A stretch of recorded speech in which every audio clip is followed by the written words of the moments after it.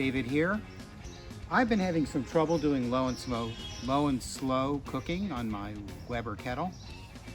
Temperatures all over the place. It just took a huge amount of time and effort to maintain the temperature. So I was looking for something to help even that out. And I'm trying a couple of solutions. This is the first one I'm trying. That is the LavaLock FireDial. I ordered one from Amazon and it arrived bent 90 degrees on one edge and battered on the other, so I returned it and I ordered one from Island Outdoor.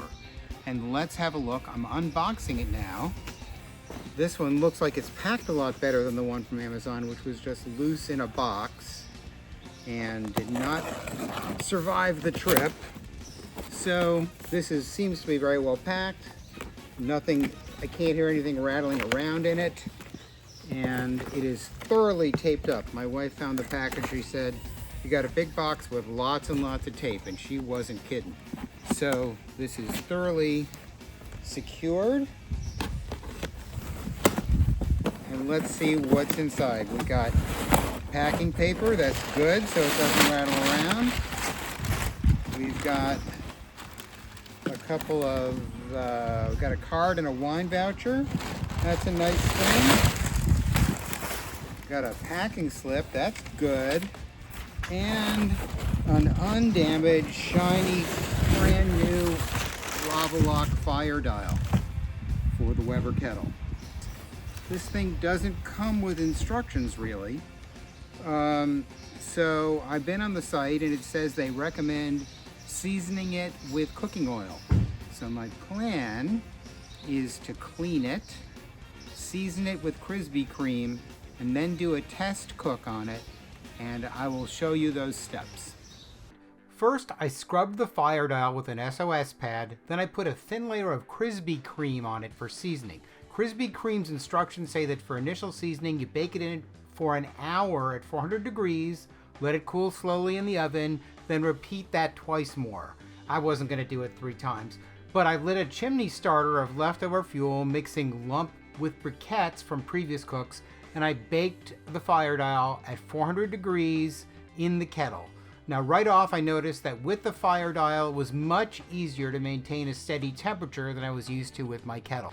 The next morning I took the FireDial out and found that about half my fuel was left, so I got more than 2 hours of cook at 400 degrees while using only half a chimney. Nice!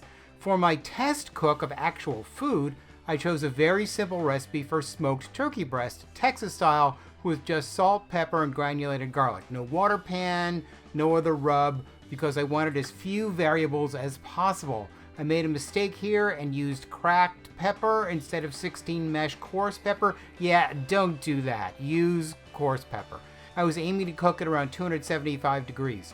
Now here's where I made a big mistake. I left the vents open too far so I could get the grill up to temperature, so I overshot my temp and got a lot of nasty white smoke, and I put the turkey on while that was still going on, and that made the bark of the turkey taste ashy. And I had to spend some time tending the vents until I got them right, but once I got my temperature locked in, I had to do a lot less fussing than I'm used to. Again, with the FireDial, I was able to maintain a much steadier temperature than I am used to. And since the FireDial means there's no hot zone or hot spot, I was able to use the entire grill grate for indirect cooking. I even put on some baked potatoes. So this isn't really a grilling video, but in case you are wondering, I was happy with the turkey. The bark wasn't that good, but the inside turned out to be moist and very savory with just the right amount of smoke. Even my wife, who doesn't like a lot of smoke on her meat, said it was good. I'm loving the leftovers. Once the grill was cool, I checked the FireDial, which had caught a lot of drippings, but wasn't too hard to clean. I know some people talk about wanting to use this as a griddle. I wouldn't, but I guess you could. I know also people want to talk about putting foil on it to protect it. To me, that doesn't make sense because the whole point of this is the airflow around here, and if you put foil on it, you're going to interfere with that, and why did you buy the thing in the first place? I really like it. I'm looking forward to using it a lot more. My name's David. I'm figuring this out as I go.